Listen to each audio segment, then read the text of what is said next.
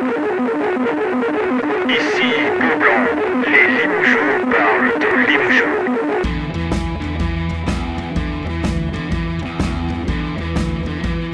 Bonsoir à tous, bienvenue dans BBC Beaublanc Basket Club, le podcast du service des sports du Populaire du Centre consacré au plus grand club de basket de l'Hexagone, peut-être d'Europe, du monde, on sait pas. Du monde. Non, de l'Hexagone. Avec de vrais supporters du Limoges CSP dedans. Pour nous accompagner ce soir, nous avons deux amis du petit oiseau bleu qu'est Twitter. En premier lieu, le formidable et non moins exceptionnel Caro Dance. Salut Denis. Bonsoir. Ouais, c'était un peu pompeux, mais Jean-Christophe lui avait promis de l'encenser en fait, donc voilà, c'est fait. Bonsoir Jean-Christophe.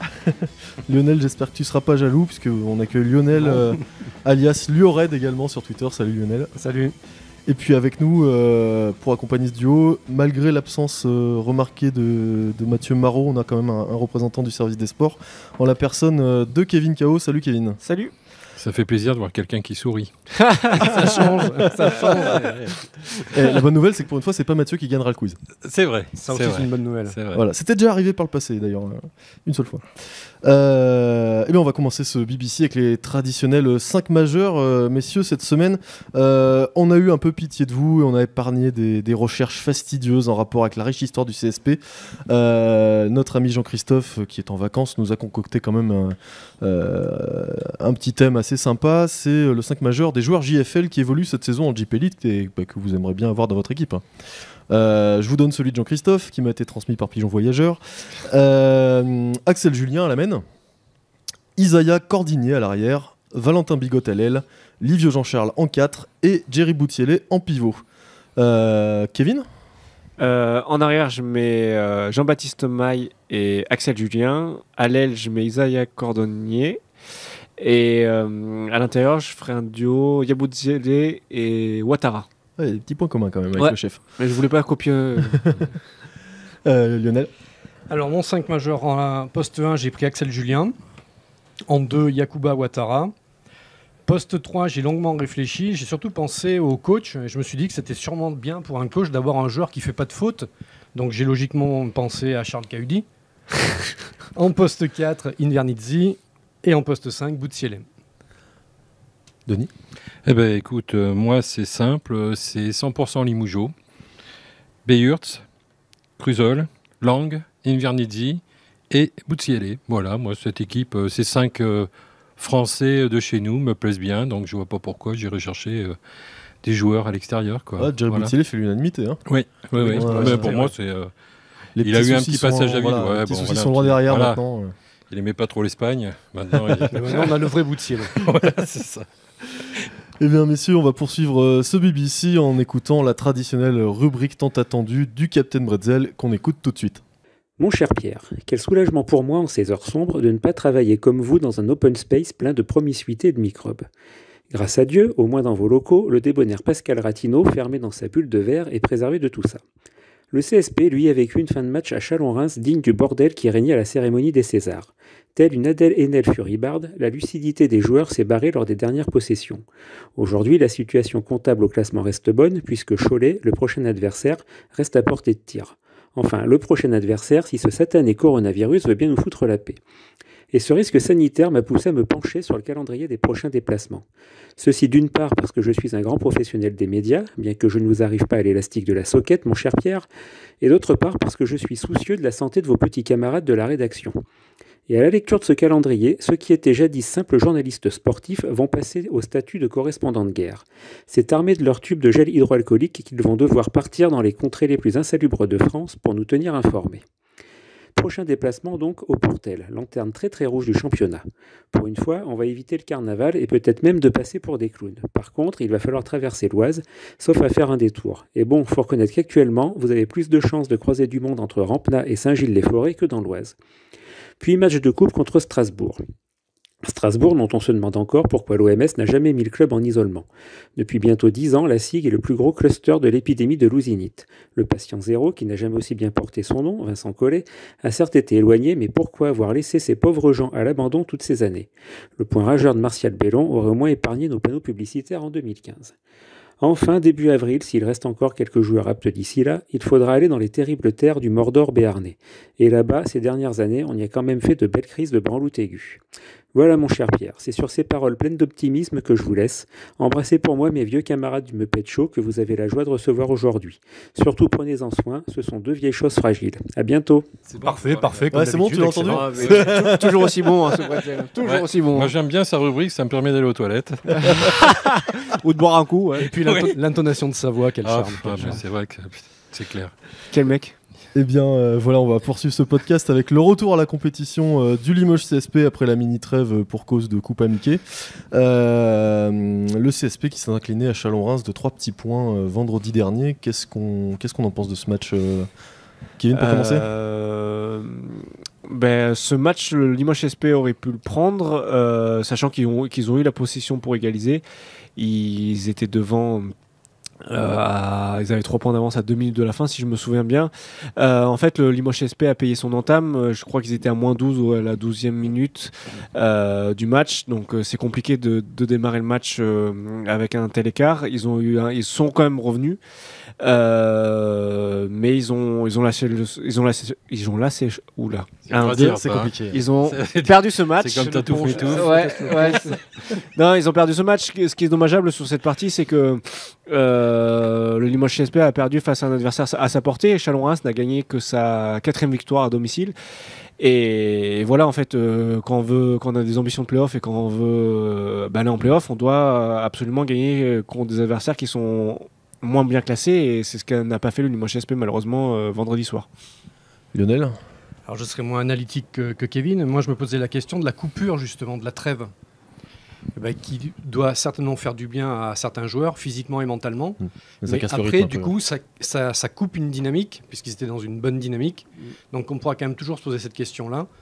Je pense qu'il faut effectivement qu'ils aient des coupures. Par contre, quand il faut revenir au job, on se rend compte que c'est plus compliqué, parce que comme l'a dit Kevin, ce match, je pense que normalement, on devait le prendre. On devait le prendre. Après, il y a Invernizzi qui s'est excusé, il a dit qu'il était pour lui parce qu'il a marqué que 2 points. Est-ce que c'est la conséquence de la trêve ou Il pleut trop. de l'état de pression dans lequel il était, parce que lui, il a fait la fenêtre internationale aussi, mais il n'a pas beaucoup joué. Enfin, il était quand même à un rythme, à un niveau de maintien de tension, je pense, plus que les autres. Donc, je sais pas, moi, je pense surtout à cette idée de la trêve, quoi. Ouais. Denis, toi, tu avais fait le bon choix, tu avais parié sur le bon cheval vendredi soir, parce que tu as préféré faire un petit tour du côté d'Henri Normand. Ouais, je suis allé, c'était le soir où le hand joue, Ouais. donc j'y étais, mais j'en ai profité parce que comme j'ai une connexion 4G téléphonique, ça me permet de regarder le match en même temps, donc j'ai pu regarder un petit peu la fin, parce que Limoges hand avait déjà tué le match à la mi-temps, donc... Alors moi, je suis pas comme Lionel, je pense pas qu'il y avait de dynamique avant, puisqu'on avait déjà perdu contre la SIG 2 matchs avant, donc je pense qu'il y a un petit problème de démarrage ou de gestion de début de match comme il s'est passé à la SIG, à l'extérieur, mais après, c'est malheureux, c'est comme à la SIG, quoi. C'est une occasion de gâcher, quoi. C'est dommage. Exactement. Voilà. Et pour rajouter, on peut dire que le Limoges CSP, on peut rajouter 2 choses. Le Limoges CSP, comme toutes les équipes de JP Elite, avaient 2 semaines de trêve, donc ils étaient sur le même pied d'égalité. Et il faut aussi préciser que le Limoges CSP a joué sans Ludovic Bierks et Atuman Diagne, et a joué sans Vincent Ford et Brian Conklin dans ce match. Les 2 Américains, ils ont fait une prestation. C'est parce qu'ils ont été moyens, quoi. Voilà, donc moins 4 à jouer à 6 ou à 7, c'était compliqué d'espérer gagner, mais avec les gros matchs de Boutsielé et Dembala, ça a failli passer, quoi. Donc voilà. Ouais, il y a un peu c'est de... dommage quand même. Ouais, des regrets sur ce match. Ouais. Non, mais je suis d'accord. Après, c'est vrai qu'il faudrait que tout le monde soit un petit peu au niveau. Il y a que ce soit Sandford ou Il y a longtemps qu'il doit être au niveau Sandford. ouais. Enfin bon, après, moi, je sais pas. Je vais pas l'attaquer. Ce joueur, moi, je pense qu'il y a un vrai potentiel et je pense qu'il y a quelque chose à faire avec lui. Ça reviendra. Mais bon, ça va venir quand ? Je sais pas. Il est où le blocage ? Tu vas le voir, tu lui demandes. Je sais pas, moi, je sais pas où il est le blocage. Tu sais, regarde, les joueurs, ils ont été transformés à un moment donné en début de saison. On n'a pas du tout les mêmes joueurs que lorsque c'était Alfred Jules qui le coach a entraîné. Quoi. Voilà, donc, je dis, il y a peut-être qu'il n'est pas parti sur une bonne dynamique ou il a, je sais pas, mais pourtant, moi, je pense qu'il y a quelque chose à faire avec ce joueur, quoi. Voilà. Et bien voilà pour ce match face à Chalon-Reims. Autre sujet, cette semaine, il y a eu une petite incertitude sur le match face à Cholet de samedi prochain. Bien évidemment, à cause du coronavirus et de cette mesure qui interdit les rencontres sportives couvertes supérieures à 5000 spectateurs. Le CSP a un petit peu rusé en limitant la billetterie pour avoir 4500. Oui, en 4999. suspendant la vente. Et passant sous la barre 4500. fatidique. Selon vous, ce match, il doit avoir lieu ou il fallait prendre les précautions et le reporter? Moi, j'ai lu le Popu aujourd'hui.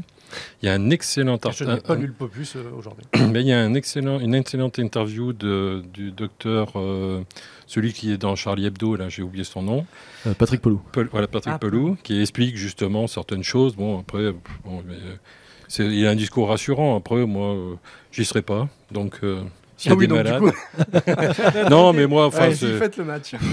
pourquoi pas sur les grandes manifestations. De toute façon, qu'il y ait ou qu'il n'y ait pas, tu te balades dans la rue, tu vas dans les grandes surfaces, tu vas n'importe où. Oui, la question c'est est-ce qu'on peut l'éviter de toute façon? Voilà, est-ce qu'on peut l'éviter, quoi. Je veux dire, si on l'aura. Après, il y en un jour. aura toujours pour dire qu'il faut le principe de Il précaution. faut faire comme le mettre Ludwig en œuvre, Beaulieu, se cacher dans un bunker jusqu'à temps que la crise se termine, quoi.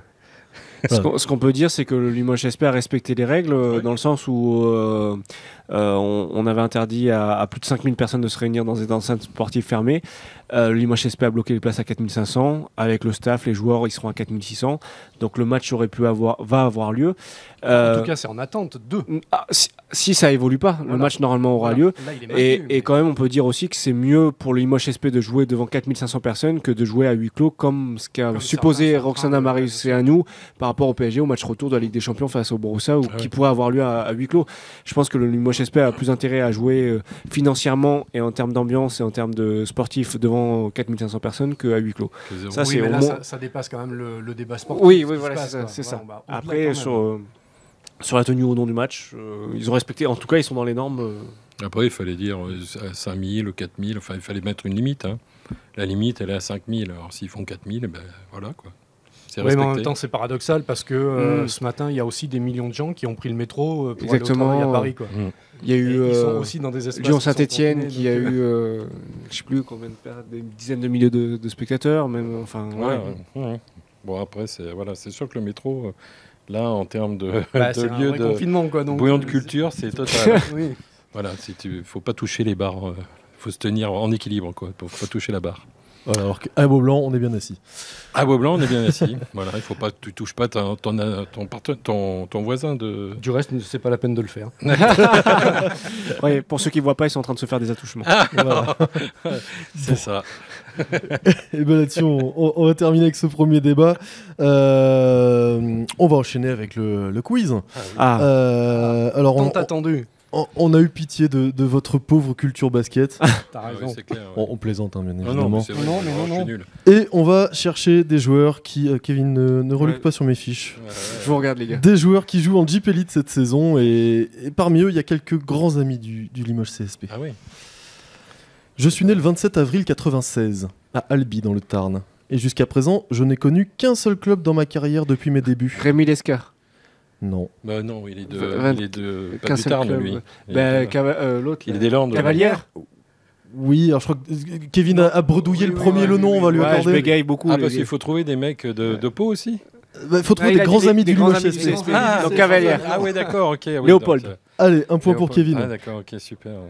Attendez, je check la prochaine réponse avant parce que je peux me faire avoir. Je suis né le 18 septembre 89 à Pau, bah tiens, comme par hasard.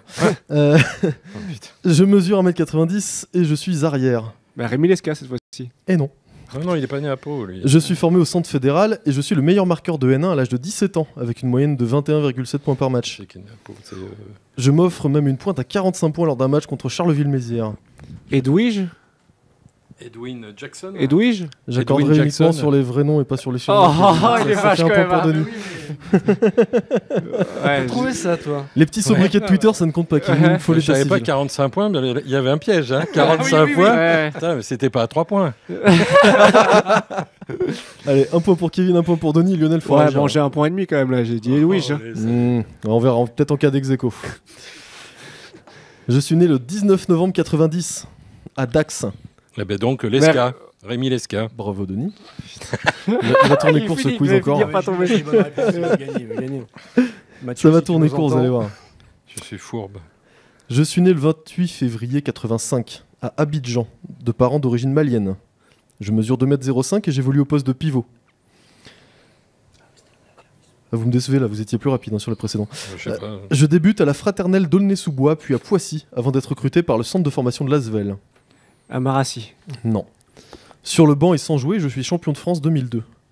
J'effectue une saison dans le collège US de l'IDAO, puis je reviens en France à Quimper, à Roanne, au Havre, avant de revenir à l'Asvel en 2008. J'y reste 2 ans avant d'entamer une carrière à l'étranger, à Rome, au Lokomotiv Couvannes, à Berlin, avant de revenir en France à Nanterre et à Strasbourg, où je dispute la finale... Oui, qui a dit Traoré? Bien oui. Dans le micro, c'est bien mieux. dit dans le micro. Ouais, voilà. Mais je l'ai entendu. Ce qui Ouais, est bien, mais c'est dis pas que le prénom. vu que j'ai vu que j'ai laissé gagner mes camarades et que tu leur as donné point, on est un partout. Putain, là. mince, pourtant, il m'a. Un partout c'est pour vrai tout le monde, que, ouais. Il a laissé une empreinte. Ouais. Non, c'est pas vrai. Allez, on enchaîne. Je suis né le 31 janvier 87 au Mans. Je mesure 2,02 m et je suis ailier. Je débute ma carrière à la jeunesse sportive de Coulennes, avant d'intégrer le club du Mans en cadet et espoir. J'y sais coulé. C'est au Mans que je débute ma carrière professionnelle avant d'être prêté à Vichy. Antoinetto. Non. Il a débuté à Cognac, Antoinetto. Ouais, putain, mais il est passé par Vichy. Je passe ensuite 3 saisons à Dijon, avant de partir à Strasbourg où je reste 5 ans, le temps de gagner une Coupe de France, une semaine des As et de perdre 2 finales de Pro A contre Limoges. Antoine Dio. Non. Bon shooter à 3 points. 2,05 m. Je Ah, porte merde. le nom d'un animal. Joe le chat. Non, un animal canin. Canin. Mais moi, je pensais à la con, c'est pas la con. c'est, Le chien. Dans canin. Le vrillé. Donc Rodi, L'Afghan. il a joué 5 ans à Strasbourg et il était formé au Mans. Paul ce mec. Berger. Alors, Paul Berger, C'est l'allemand. ça. formé au Mans, Vichy, Dijon, Strasbourg. 2 finales perdues contre les CSP. Il porte le nom d'un animal. Un animal. Ouais, un animal plutôt canin, Eh, mais on est si mauvais qui que n'est ça, pas quoi. un chien. Non, je sais pas. Ah, c'est pas d'accord. L'ancêtre Le- naturel Ah, du le chien. loup. Oui. Le loup. Ah ouais, Jérémy Leloup. Jérémy bravo. Ah putain. Il est pas cher le point. hein. Ah putain. Est-ce Pardon, que- excusez-moi pour les romans. Bon, Denis et Lionel, faut égaliser ou laisser la victoire filer là. Ah ben non, et c'est la fin du quiz. Il n'y a plus de questions. Bravo Denis. Ouais, je sais. Bravo, ouais. Denis qui gagne. Grâce à Edwige. Grâce à Edwige. Et bien voilà pour ce quiz et on va continuer avec un deuxième débat un peu plus sérieux puisqu'on va pas vraiment parler de basket mais un petit peu de politique vu que c'est bientôt les élections municipales. C'est un peu le serpent de mer qui revient au mois de mars tous les 6 ans.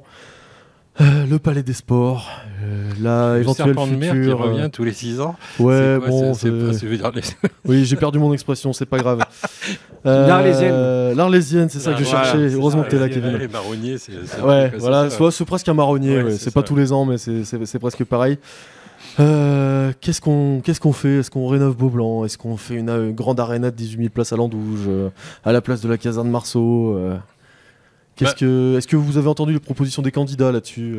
Non, enfin, à un moment donné, il avait été cité par M. Lamberti, une aréna de 8000 places, qui après a dit que en fait, Forte ne voulait pas, Frédéric Forte ne Exactement. voulait pas, etc. Enfin bon, de toute façon, une 8000 places, pour moi, je pense que c'est une erreur.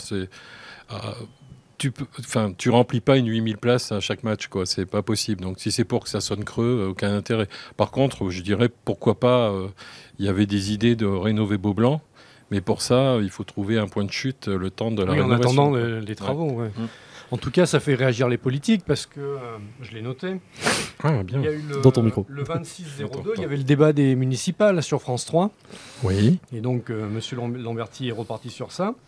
Et il s'est quand même fait tacler par un candidat de la liste de gauche citoyenne, M. Yassine Amrouche, qui a encore dit une fois de plus, mais c'est encore un mensonge, etc., etc. Donc ça fait quand même réagir tout le monde. C'est sensible comme sujet. Bah, c'est un Après, sens- moi, je veux bien croire que... c'est que sensible monsieur- comme le Zénith. Hein.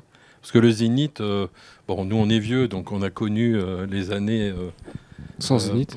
sans Zénith, etc. Mais c'est vrai que Alain Rodet, à l'époque, était souvent à chaque cité à dire Limoges, il va y avoir un Zénith, il y aura un Zénith. Enfin, ça revenait comme le serpent de mer qui. Mais la volonté, elle peut être là, mais je pense que c'est quand même très long à mettre en œuvre. Il y a un processus qui doit être énorme. Il faut déjà trouver le lieu. Si on construit, il faut trouver le financement. Et puis après, j'imagine, je ne suis pas urbaniste, mais il y a quand même des choses à respecter. L'inscription dans la ville, Non, mais ça ne se fait pas au hasard, tout ça. À un moment, l'idée de mettre, ils avaient dans l'idée de faire une petite salle de 4000 places à côté du stade de Beaublanc. Il y a le etc. VIP là et les terrains de tennis. Voilà. Moi, je dis pourquoi pas. Moi, je pense que c'est pour je moi crois une que bonne idée. Donc, hein. pour rebondir sur ce que tu disais, Émile Roger Lamberti s'est fait élire en promettant une arena, effectivement. Et ses propos, après, ses propos ont été de dire, une fois qu'il a été élu, la première fois qu'il a rencontré Frédéric Fortet, lui a dit non, surtout ne faites pas une arena, vous allez détruire le club. Donc il n'a pas fait une arena, bref, il n'a pas tenu sa promesse, à tort ou à raison, peu importe. Mais aujourd'hui, je crois que le projet de la municipalité actuelle était de faire un grand pôle multisport à Beaublanc, parce que, et tu le sais, va se poser le problème du LH 87 Parce que là, sincèrement, qui vit dans une salle beaucoup trop petite à Henri Normand. Donc je pense qu'à terme, même pas à terme, à très court terme, on va avoir 2 clubs en première division qui seront le LH 87 et le Limoges et le Limoges SP. Le Limoges ne peut décemment pas continuer à vivre dans cette HN Arena.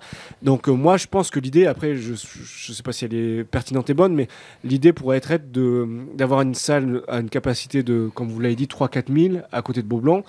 Et Beaublanc, enfin, les deux peuvent vivre l'un à côté de l'autre. Et Beaublanc, forcément, il faudrait continuer à l'agrandir.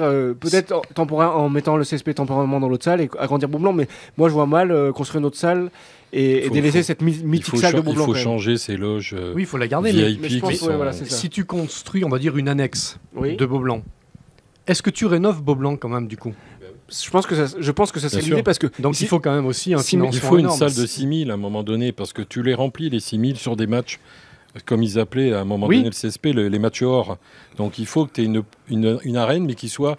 Parce que tu remplis pas un Boulazac Limoges, excuse-moi, tu fais pas 8000 places. Quoi. Non, mais même d'autres affiches, tu rempliras pas. Mais enfin, voilà, mais si mes souvenirs sont bons, on pouvait pas agrandir ou améliorer Beaublanc.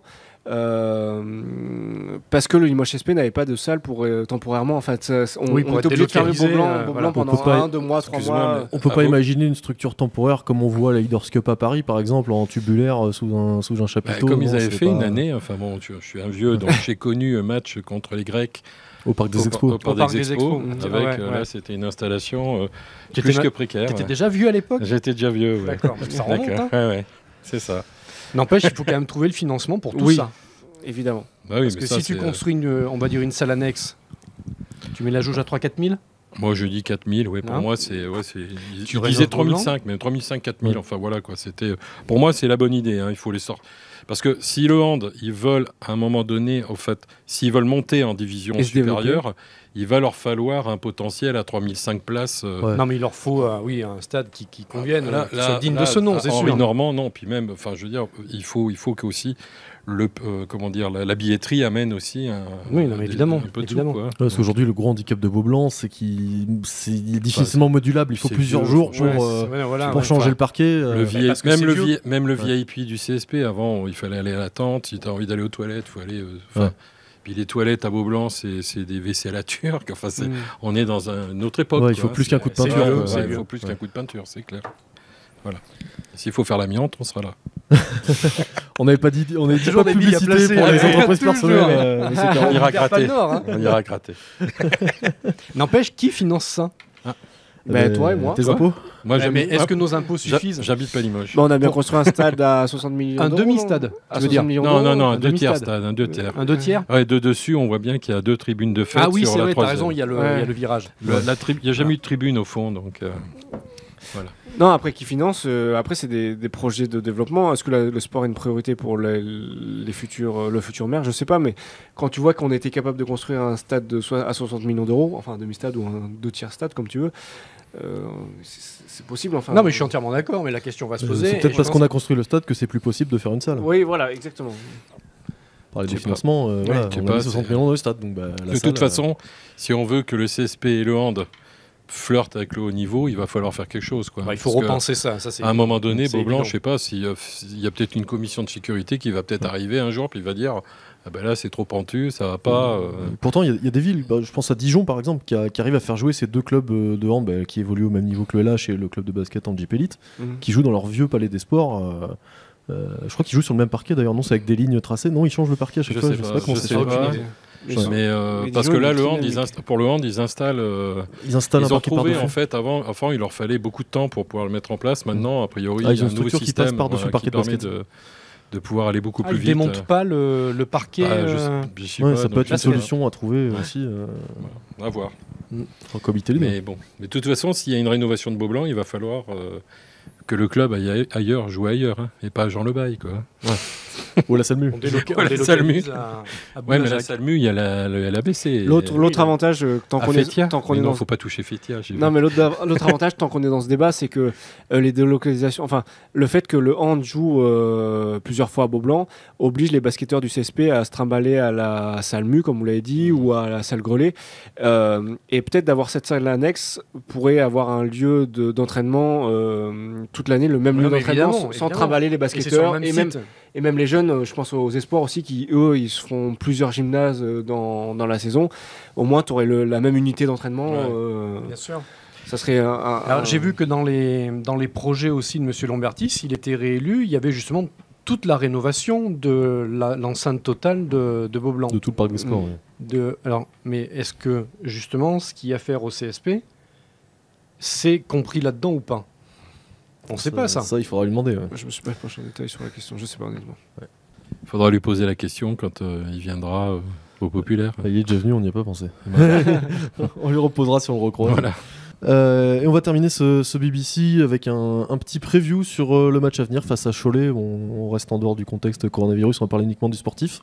Kevin? Oh, il faut faire simple, hein. On va faire très simple et très rapide. Le CSP a perdu face à un adversaire qui était 14e, je crois.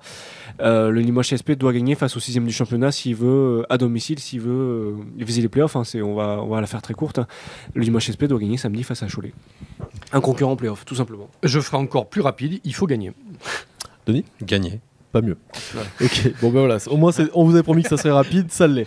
On va terminer avec les traditionnels trophées de BBC. Je commence par celui que Jean-Christophe m'a laissé.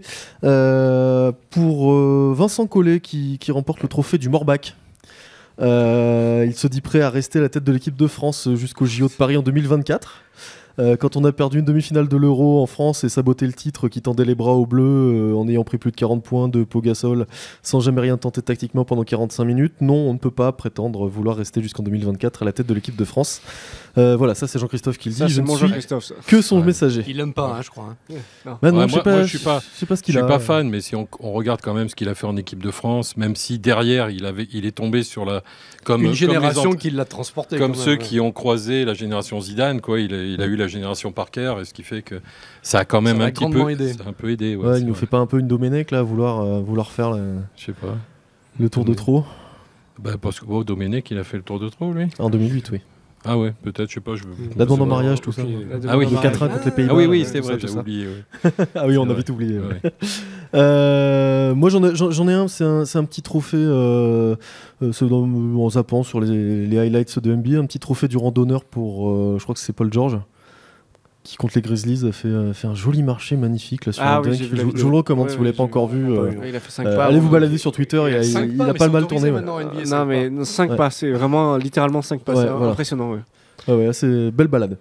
Du coup, je vous écoute, messieurs, pour vos trophées. On va commencer par nos invités, Kevin, Allez. Denis. Bah, moi, alors, Quand tu te réveilles là. Non, du tout. Ben, moi, je vais donner un trophée à moi-même. À moi-même. Le trophée. Je vais me donner le trophée Richard Brown, en fait. Parce que j'arrive pas à dire du mal de la direction actuelle. Je suis toujours à les défendre. Et je prends position vraiment pour eux. Et je trouve, alors certes, ils n'ont pas été parfaits. Ils ont fait beaucoup de maladresse. Mais je les aime bien. Donc voilà. Bah, c'est vrai que quand le sportif va un peu moins bien, puis que la com est un peu plus sympa qu'avant, ça passe on- mieux. on- je vois Mathieu, il sourit. change quand même beaucoup. Ouais. Je le vois déjà dans C'est les vrai. articles qui sont quand même différents. Et puis même dans le comportement des journalistes comme Mathieu qui a retrouvé le sourire et la joie de vivre. La communication semble Ah. être revenue. Et, Il est heureux, comme dirait Droupi. c'est bien. Bon, à toi. Oui, moi alors le trophée c'est Casper le gentil fantôme pour Edwin Jackson. Encore Edwige. Attends, mais Casper, c'était moi l'année dernière C'est vrai? avec Diaz. On l'avait pas vu arriver, on l'avait pas vu partir. Je me souviens pas. On a un beau duo là, Pierre. Hein. Ouais, je pense. On les ravitera. hein. Alors, Edwin Jackson. Vas-y, pourquoi Oui, voilà, pour son adresse déjà et d'une. Voilà. 45 points, il a mis à une époque. Oui, mais il y a quoi? Il y a 20 ans. Ouais, c'était en National 1, je crois. Merci Repier pour les 45 points. Et du coup, moi, t'en as un deuxième ou pas, non? Non, j'en ai qu'un. Je vais juste en donner un. Alors, le trophée Hulk Hogan. Vous l'avez connu? Hogan. Ah, le catcheur avec la grosse moustache. Ah là, oui, ouais. qui était cheveux Le blancs, catcheur là. emblématique, Ouais, quand on regardait sur RTL 9, Il c'est ça faisait même sur, une série, il y avait une série. Oui, de- exactement. Quand t'étais riche, toi, t'avais le câble. Ouais. Eh ben, je le donnerais à Benoît Mbala qui a fait une entrée magnifique quand même vendredi soir. Le CSP, il est rentré à la 14e minute, le CSP était mené 12 points et en fait il est rentré, il a tout défoncé sur son passage. Je crois que sa première action c'est un contre, après il a pris un rebond, après il a vraiment déménagé sur le cercle. C'est un garçon qui est pas vraiment très grand, Mais moi, il je doit le faire trouve aux bien, alentours moi, de ce 2 joueur. mètres. Et c'est pas un garçon qui a des belles mains, mais l'impact qu'il a eu vendredi en termes d'engagement, d'énergie et dans la raquette, personne en fait, du côté de Chalon-Reims, personne n'a été capable de l'arrêter licitement. Ils étaient obligés de faire des fautes sur lui. Mais moi, je le trouve Il a bien. été très Moi, fort, très bon. Moi, c'est un mec que je trouve bien. Après, il a un souci, c'est que des fois, il n'est pas constant sur le terrain. C'est-à-dire qu'il fait des fautes d'inattention, Oui. des choses comme ça. Mais par contre, il faut lui donner le ballon à un mètre. En termes Il monte, il d'intensité claque un dunk, d'investissement, oui. Il y a Surtout une qu'apparemment, il a fait un bon passage, je crois, même en sélection nationale. Oui, là, La canne, il est. Hein contre l'Asvel, fait il des tente un 18 dunk. évaluations moyennes, Il y a ouais. un arrachage de bras sur lui, sur le dunk qu'il fait là. Je ne sais plus comment s'appelait le pivot en face. Mais bon, voilà. Quoi. Mais c'était c'est- KUD, il n'y a pas faute avec KUD. Non, KUD, mais ça, c'est clair. C'est pour ça Intouchable. Jamais faute, Bon. KUD. Voilà. Bon, et ben c'est tout pour les trophées de cette semaine. Ce podcast est terminé. Vous pouvez le partager, le commenter sur notre site internet lepopulaire.fr et sur notre page Facebook Le Populaire Sport. N'hésitez pas aussi à le partager sur Twitter en suivant le popu-8 sport au pluriel. On se retrouve dans une semaine pour CSP Time et puis de nouveau dans 15 jours pour un nouveau numéro de BBC. Salut messieurs. Au revoir. Salut.